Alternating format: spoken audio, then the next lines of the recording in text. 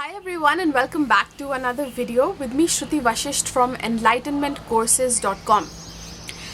In this video we are going to be speaking about the Galactic Pleiadian gateway, which is active now, and it happens when the sun is in the galactic degrees of the Scorpio and Taurus axis. If you don't understand what this means, it's fine. I'll explain in a very basic way what we are activating. So what's most important about this video is the light that is landing in, what it means, and what's happening at an earth plane. So I have many points for you today because that's what happens when there's new light landing. There's a lot of different things that accelerate all at once, so it can feel a bit scattered, but I'll try and put it in some points for you so that it's helpful. And of course, if you keep watching this channel over time, I'll bring you more of how it's landing and what it's looking like later on.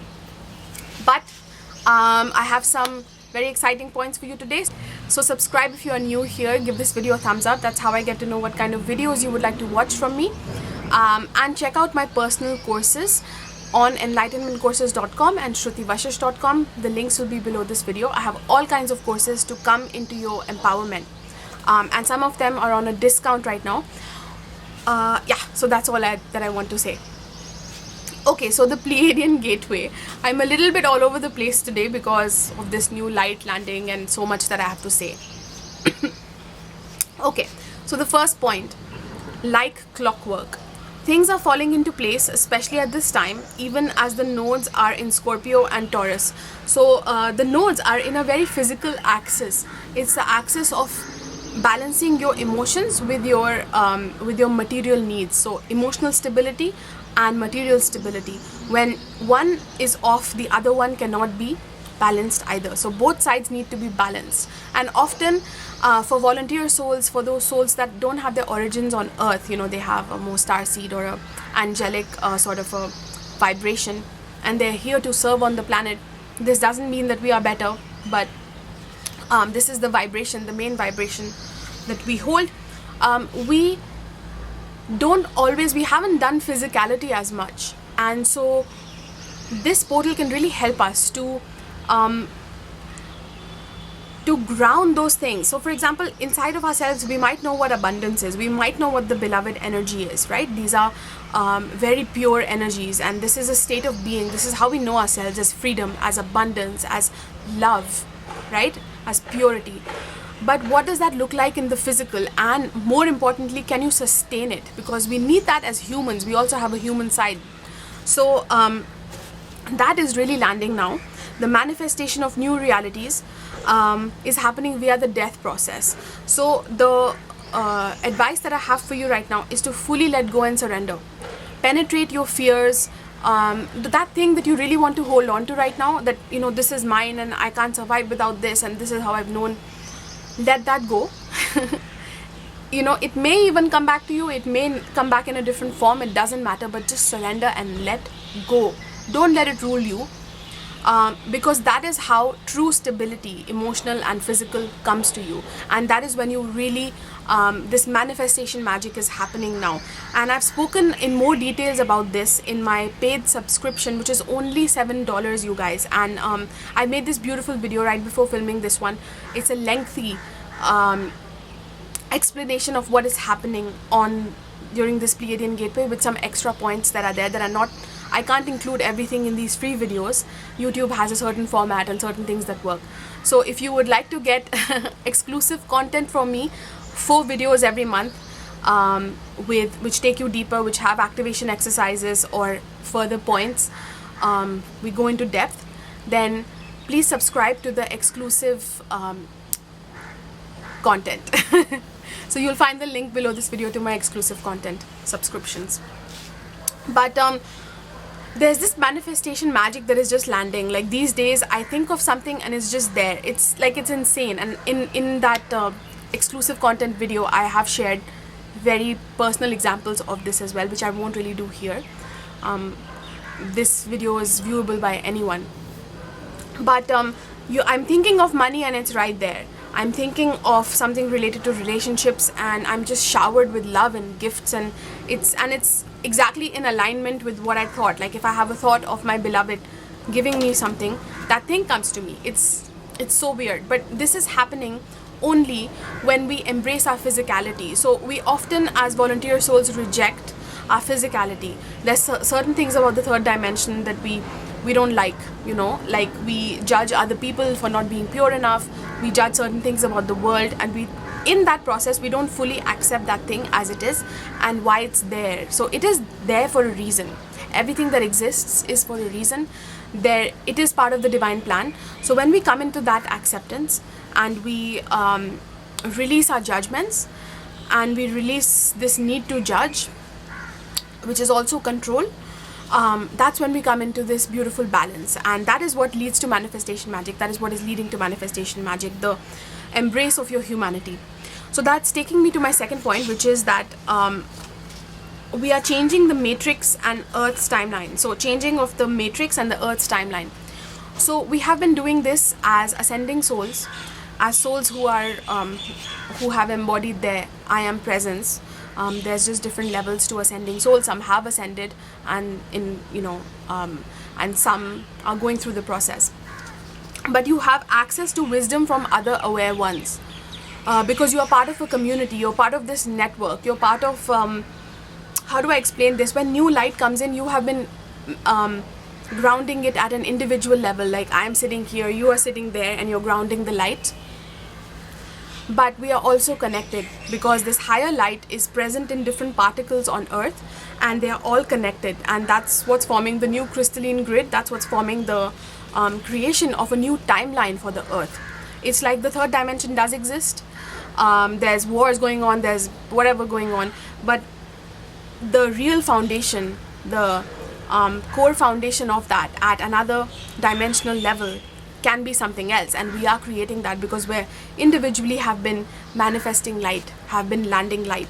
But now it's time for us to also embrace the others that have been doing it, you see. So you might have certain strengths, certain things in your mission that you have activated, right? There's different life areas. There's our career, there's our relationships, there's our health, just so many more things if you want to go into the details. And certain people, certain other ascending souls will be doing that in a way that's different from you, or in a way that's more pronounced. So we can all learn from each other, and we don't always have to know everything. So we all contain parts of each other. So just like a rainbow, we have every color within us, but at the same time certain qualities may be more developed in us, and another quality will be more developed in other people.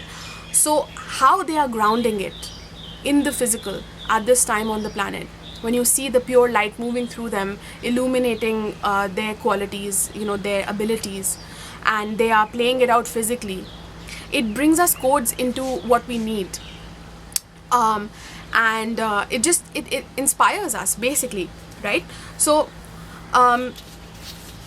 access wisdom from other aware ones, whether these are masters that are living or other ascending souls, even if they're not fully in their mastery yet, or masters of the past, like people that you would read in books about, like the Buddha, the Christ, or whoever you connect with, or even people that you know, other ascending souls especially.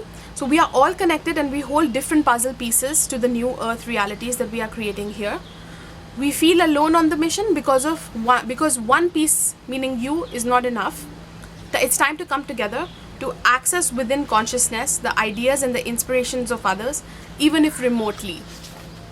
And this is also leading to the healing of the timeline. So, for example, it's not just this Earth. This Earth has had influence from so many different planets and the realities that played out on those planets, the wars that went on in the different universes, in our universe. And there's just this, you may have experienced it, but at the same time there's this collective memory as well that's there, even if you didn't personally experience it, because now you're in a physical body. So that's what timeline healing is. And it's weird because I opened Sal Kelly's book. It's called The Mystery of Time, a great book, and it opened to this chapter on timeline healing. Then I made a video on timeline healing before that, and I have put it on YouTube, so I'll link it up here. And then just everything that I was coming into my reality was somehow speaking about this. So I knew that, this is what's occurring. So as a collective of ascending souls, we are changing the timeline of the planet. Even if third dimensional humans are choosing a certain reality, we are changing it by creating our own reality, our own foundations, for whoever wants to choose it, and whenever they're ready, right? But at this time, in this year, and during this Pleiadian gateway, what's advised to us is to access the wisdom of other people. So when you observe someone, or you're listening to their voice, or you're just watching them, whatever it is, you're experiencing them basically, it ignites these codes within us. And why this is important? Because the first thing, of course, is to directly, you can always receive from spirit by yourself. You don't actually need other people. But there needs to be this deep appreciation of what the others are doing too, the part that they are playing. You see? You can even sometimes access this in meditation. If you don't have access to people, you don't know anyone even, you close your eyes and we will, by the way, do this practice at the end of this video. I want to do a short invocation of the light at this time, but you can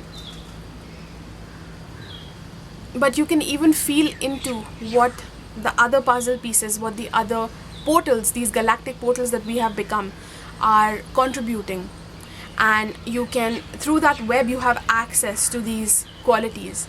Other people have done the work of grounding that light, that pure light that comes in, that is of a higher nature. And when it becomes physical, what that looks like on the physical plane. So we have faster access to that because other people have done the work, you see. So overall, we support each other. Just like you live in society, right? And you don't have to make your own food. You have, let's say, you live as part of a new community. Some people are farmers, some people work in medicine, and there are all these alternative natural ways of doing that. You don't have to learn all of these things. Maybe you know a little bit of everything in order to sustain yourself, but you rise and you can thrive because of that community. You see, you bring your own puzzle piece, they bring their own. So it's kind of like that. We're doing it energetically at a consciousness level. And we'll do an exercise at the end of this video. But the advice right now for you is to really honor, and not, because we always feel alone on the path, but at the same time, all of us are doing it at an individual level, but we are also connected. So for you to really feel that, and that's what's bringing through community, and that is what's bringing through new structures, whether they're physical structures like communities, whether it's money, like monetary structures, the new ways of bringing in abundance, not working these old type of jobs. All of that is just comes quicker. And even relationships, right, like our soul family reunions. So we are becoming interdimensional portals, and there's a need for us to create our own space. If you have to say no to people, this other day I went to the cafe and there was a lot that was happening. I wasn't getting enough personal space. I was coming back from work where I was dealing with a lot of kids and teachers, very hectic, and then I come back home and the AC is not working in the other rooms. Something happened, Mercury retrograde is going on, and everybody's huddled in my room, and I just needed space. There's like the Pleiadian portal is happening.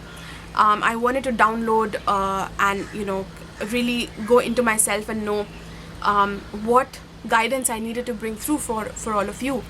And I wasn't able to find space, as it were.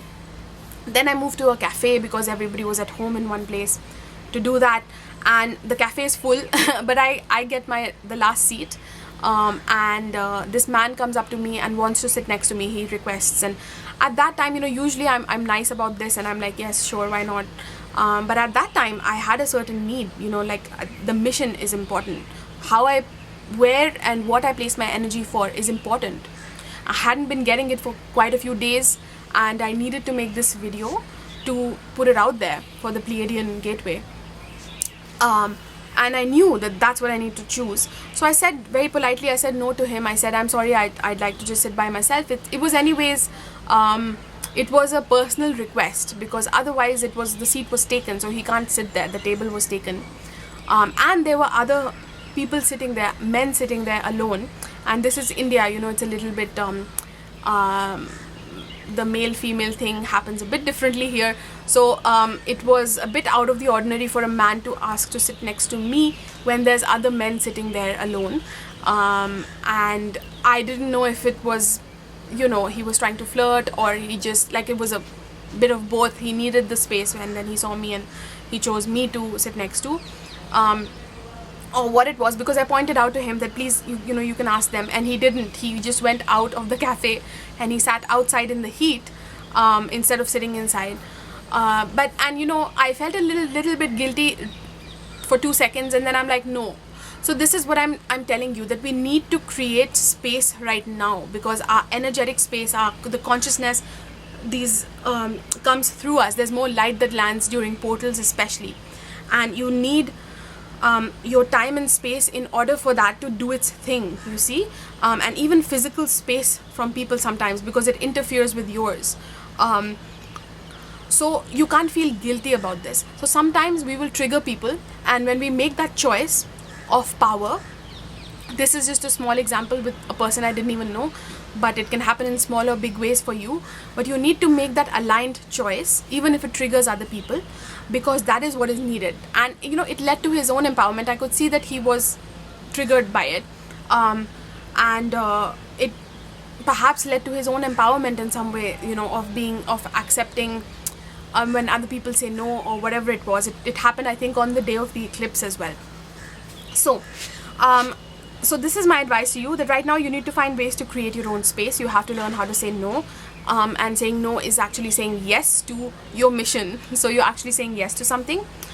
If you hold Christ light, you create more in alignment exactly with what you need, and sometimes this will override the will of other people. So when we are pure channels of source, we, you know, the higher will moves through us.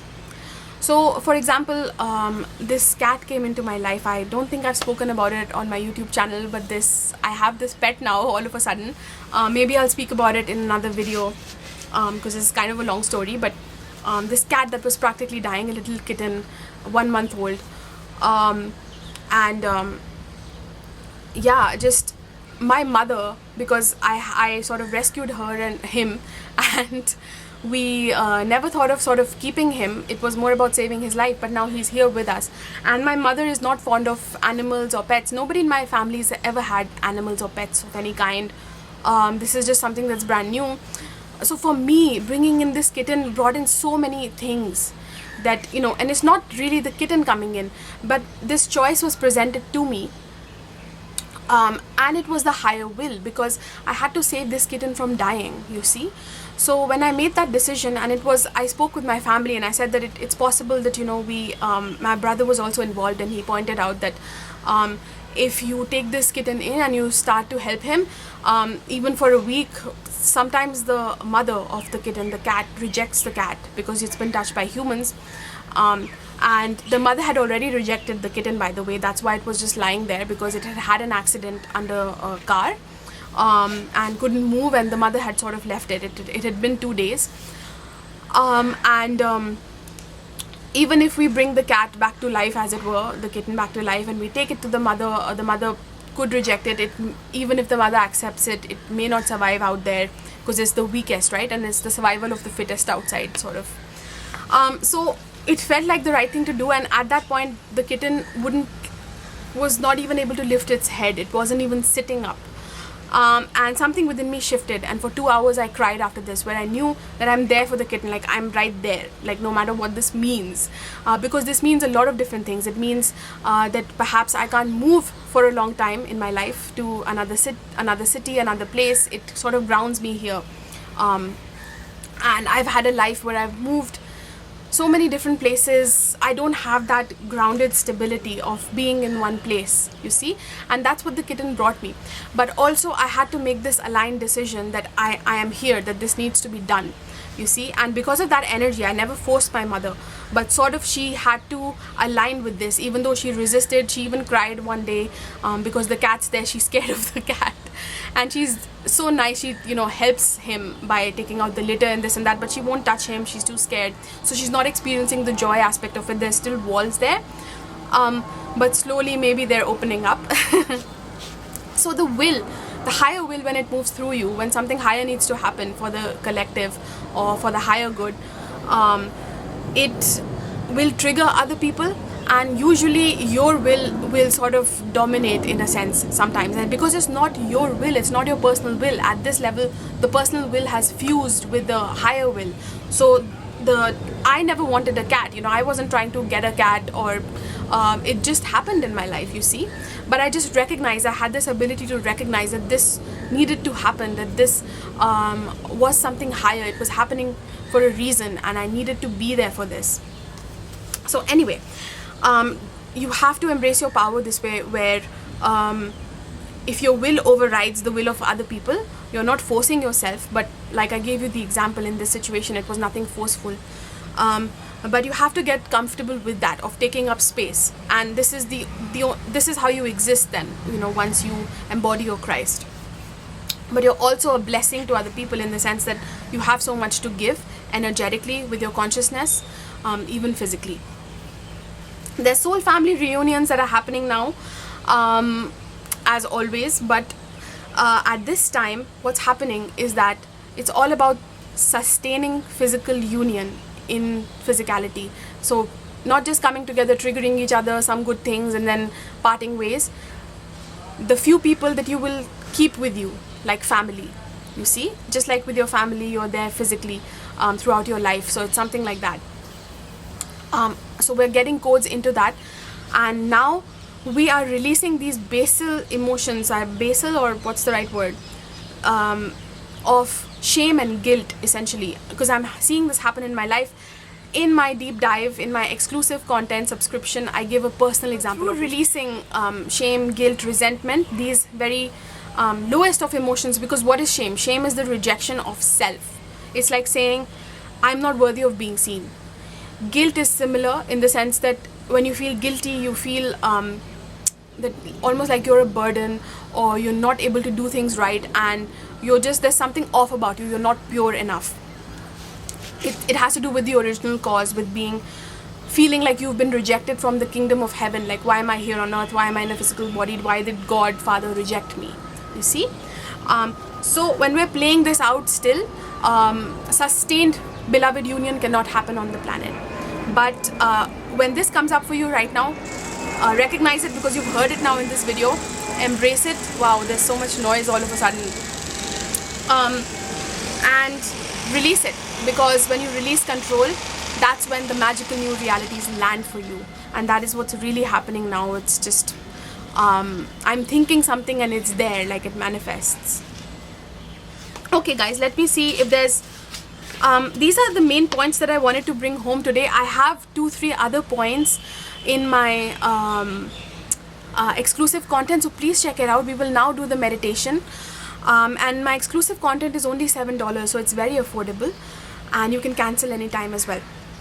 So guys, now I would really like to do this light invocation, where we call in the light and connect with other ascending souls and find our place within this collective. Because when you know your place, what you do, how you in particular serve the building of the new grid, what consciousness you are landing, then you can appreciate that of the contribution of others, and together we rise.